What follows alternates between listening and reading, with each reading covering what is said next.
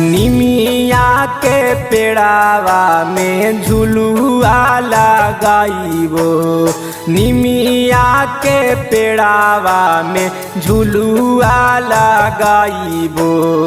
ओही तारा माई हम झुलुआ झुलाइबो, ओही तारा माई हम झुलुआ झुलाइबो।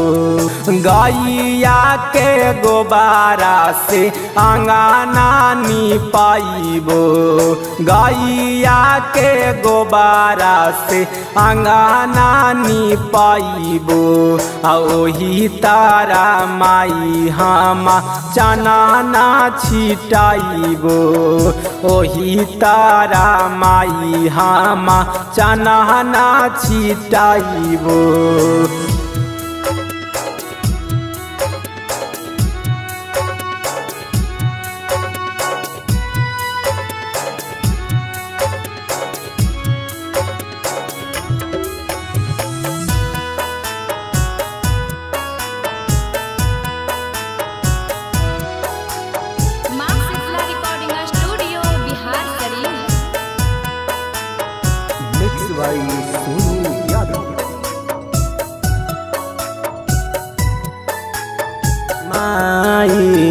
मालिना बिटुइया से फुलावा मांगाइबो, अहिरा के पुतावा से दूधावा मांगाइबो। माई मोरी माई, माई मोरी माई। पांडावा बोलाई माई पूजा करवाइबो, पांडावा बोलाई माई पूजा करवाइबो। गइए के गोबारा से अंगना निपाइबो, गइए के गोबारा से अंगना निपाइबो।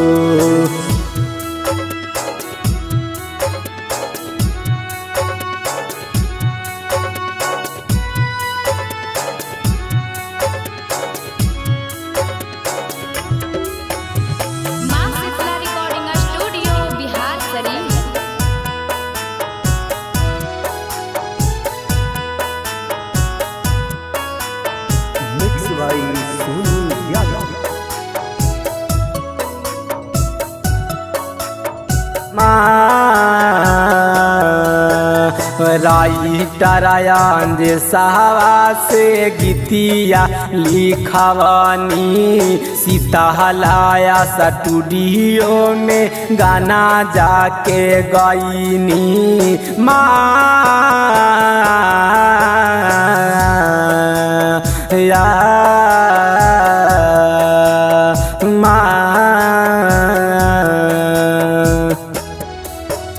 सोनू लाला यादव माई गीतिया के गाइले, रोहित रिकॉर्डिंग करी गाना बनावले। माई दरस दिखाई जाई तू, माई नजर फेरा दे तू।